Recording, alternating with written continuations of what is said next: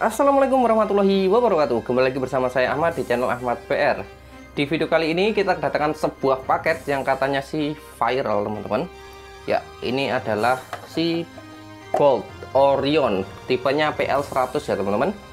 Nanti kita akan bahas lengkap review soal Bolt ini dan apa sih kelebihan dan kekurangannya, kita akan ulas secara singkat dalam video ini. Jangan lupa bagi kalian yang belum subscribe, silahkan diklik tombol subscribe dan nyalakan lonceng notifikasinya supaya kalian tidak ketinggalan update terbaru dari channel ini. Jika sudah, kita akan play dulu untuk intronya.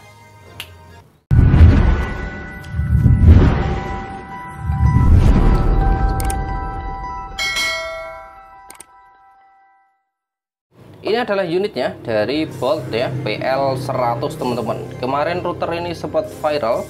Kenapa sih viral? Karena router ini menggunakan chipset yang sama dengan RB750GR3 atau di seri Mikrotik. Jika sama router, ini sama dengan prosesor yang digunakan oleh Mi 4GB ataupun Redmi AC2100. Ya teman-teman, benar. Jadi router ini menggunakan MediaTek MT7621. Ini dengan clock speed 880 MHz dual core ya teman-teman ya. Terus di sini untuk WiFi-nya dia sudah support AC teman-teman. Jadi dia bisa untuk 5 GHz teman-teman. Dan kabar gembiranya untuk port-port yang ada di sini, keduanya ini sudah gigabit teman-teman. Wah, mantap kan? Di harga 100.000 kita sudah mendapatkan router gigabit teman-teman. Gitu ya. Sambil kita ulas di sini. Di sini ada tombol on off, di sini ada jack DC. Nah, di sini jack DC, terus ada tombol WPS. Di sini ada LAN, di sini ada WAN, di sini ada untuk telepon ya, teman-teman. Untuk di bagian depannya seperti ini, di sini ada indikator sinyal juga.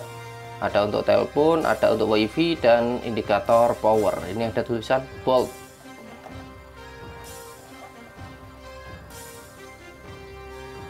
Di bagian atas ini ada tempat untuk SIM tray ya teman-teman. Nanti kita tinggal buka di sini. Ini seal karet seperti ini ya, tinggal dibuka aja. Nanti SIM tray-nya ada di dalam sini teman-teman. Untuk samping-sampingnya ini polos saja. Ini ya, jadi tidak ada tombol apapun. Jadi unitnya seperti ini teman-teman. Ya sebenarnya ini support 4G ya, tapi cuma untuk frekuensinya itu hanya support di 2300 saja atau B40. Dan kabarnya si router ini sudah support 2CA teman-teman. Nah nanti masalahnya saya mau bahas ini apakah support 2CA beneran, agak susah karena daerahku ini pelosok ya teman-teman. Untuk frekuensi 2300 dia itu jelek banget. Oke, kita akan tes. Kebetulan unit yang saya terima ini adalah unit yang sudah open WRT teman-teman. Oke teman-teman, di sini saya sudah nancepin si Bolt ini, silau ya, seperti ini. Jadi ini sudah saya tancap ke laptop ya. Di sini sudah menyala untuk LED-nya. Kita akan lihat di laptop kita teman-teman. Di sini sudah mendapatkan alamat IP ya teman-teman. Nah kita akan cek di sini. Nah seperti ini ya. Di sini sudah mendapatkan alamat IP. IP-nya 192.168.1.1. Ini masih standar open WRT. Dan portnya ini sudah gigabit ya.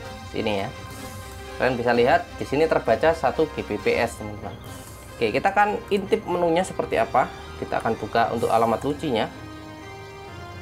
Nah, seperti ini, passwordnya masih root, teman-teman.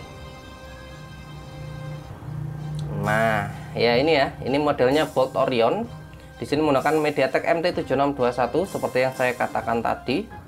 Dan portnya ini sudah gigabit. Ini masih original ya teman-teman ya. Jadi belum ada untuk tool inject ataupun fitur auto login WMS-nya teman-teman. Seperti ini. Jadi ini masih original.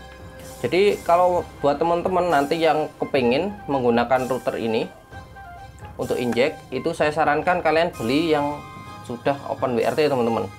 Karena nanti untuk update firmware kita menggunakan Bridweb ya. Kalau Bridweb itu untuk pemasangan Bridweb itu terlalu berisiko teman-teman. Jadi kalau pada saat kalian instalasi Bridweb, jika gagal, resikonya perangkat Anda akan mati total teman-teman.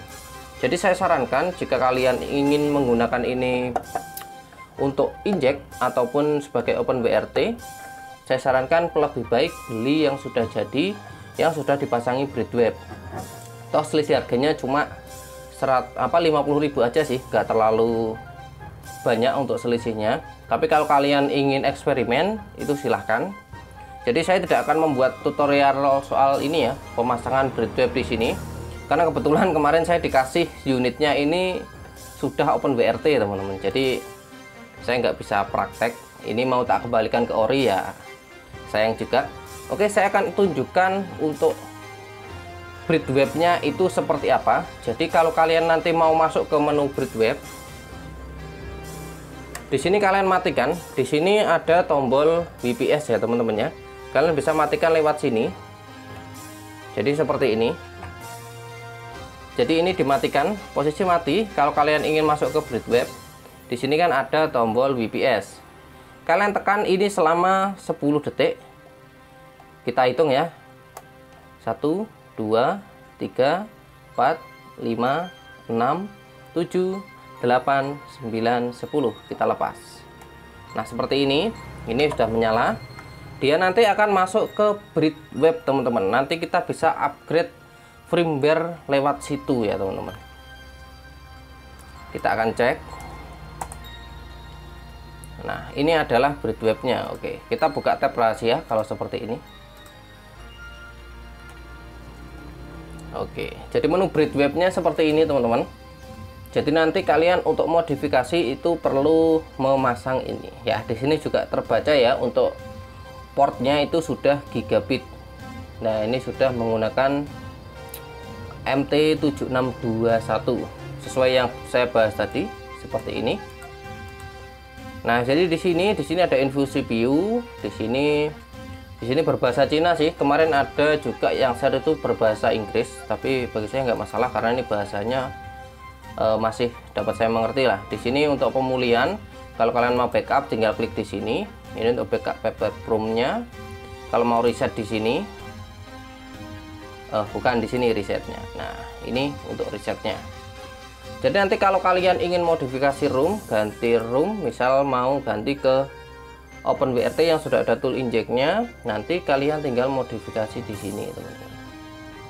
Kayak gitu ya. Sekarang kita akan coba untuk modifikasi si ini ya, karena masih original kita akan pasang untuk tool injeknya ya teman-teman. Di sini kita ke opsi pemulihan, di sini di opsi upgrade. Oke, saya klik dulu. Oke, nggak bisa ya, bentar. Oke, sudah. Jadi kalau kalian mau upgrade, tinggal di sini saja, dipilih file. Nah, nanti kita tinggal masukin untuk filenya ya. Di sini saya menggunakan firmware ya. Di sini saya nanti sebagai easyper saja. Di sini kemarin untuk Alcanet sudah menyediakan untuk firmware-nya. Di sini ada untuk apa namanya? Open class dan password. Oke, kita akan coba untuk memasang firmware dari Alcanet ini ya teman-teman. Jadi seperti ini. Jika sudah, kita tinggal proses seperti ini aja. Oh ya, nanti kalau kalian minat untuk produk ini, nanti linknya saya taruh deskripsi. Nanti kalian bisa cek di kolom deskripsi ya teman-teman. Nanti lapak, untuk lapaknya lapak temanku sih, karena saya nggak jual untuk unit ini. Oke, seperti ini. Nanti kita tinggal proses saja. Nah, dia akan berjalan teman-teman.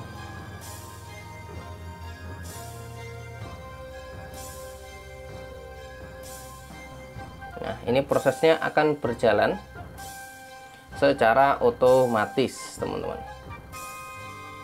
Nah, seperti ini ya. Nanti kita tinggal tunggu untuk prosesnya ini sampai 100% teman-teman. Ini cukup lama untuk penggantian firmware ini teman-teman. Seperti ini. Kalau dari bentuknya masih mulus sih untuk unit yang saya terima ini. Oke, video saya percepat biar tidak memperpanjang durasi. Nanti kita akan lanjut jika sudah 100% teman-teman. Nah, ini untuk proses instalasinya sudah mencapai 96% seperti ini. Dan ini sudah 100%. Oke. Jadi kalau sudah seperti ini nanti perangkatnya akan reboot sendiri teman-teman. Nah, di sini ya, di sini sudah hilang. Nah, biasanya untuk pertama kali setelah kalian upgrade si router ini ke firmware OpenWRT, di sini kan saya menggunakan colokan LAN. Nah, biasanya pertama kali booting ini kalian tidak akan mendapatkan alamat IP. Kalian jangan khawatir ya. Jadi ini nggak masalah. Cukup kalian matikan saja. Jika nanti kalian tidak mendapatkan alamat IP, kalian bisa matikan routernya. Kalian bisa cabut adaptor atau tombol on off yang ada di sini, teman-teman. Gitu ya. Jadi proses instalasinya memang seperti itu. Kadangkala ketika booting pertama kalian tidak akan mendapatkan alamat IP, teman-teman. Kayak gitu. Tapi nggak usah khawatir. Jadi itu nanti solusi dari saya. Ketika dia tidak mendapatkan alamat IP, kalian cukup matikan routernya saja dan masalahnya akan selesai. Cuma seperti itu aja. Nah, ini kebetulan saya sudah mendapatkan alamat IP. Ini kebetulan banget. Jadi default dari Arcanet itu 192.168.26.1.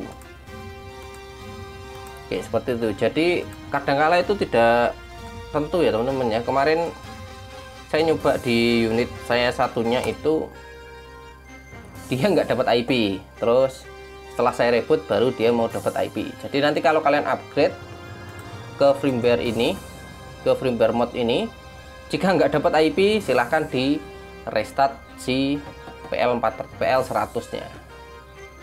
Nah, ini ya. Jadi ini firmware dari Arcanet. Untuk toolnya di sini ada Passwall, ada juga Open Class. Kayak gitu. Oke, di sini saya akan lihat untuk sisa penyimpanannya ada berapa.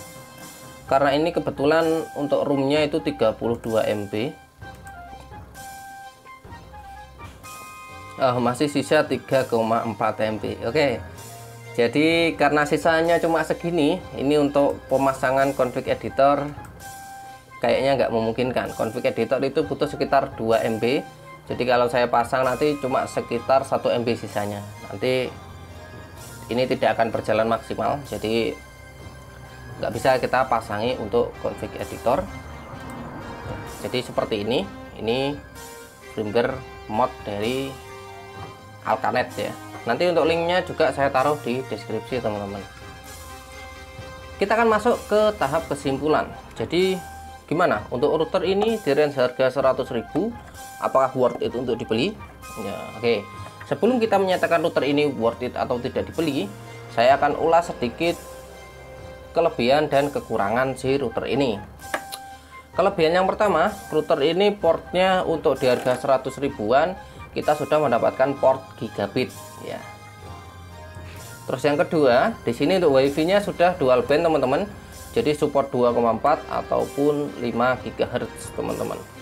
Terus ada lagi, jadi router ini juga sudah support 4G LTE, tapi dengan catatan kalian masih menggunakan firmware bawaan dari Bolt ini teman-teman. Nah, nanti untuk masalah IMEI nanti kalian bisa ganti atau kalian bisa daftarkan ke Telkomsel teman-teman, karena ini hanya support frekuensi 2300 saja. Untuk kelemahannya yang saya rasakan dari router ini adalah yang pertama, dia itu jangkauan wifi-nya pendek banget ya teman-teman ya.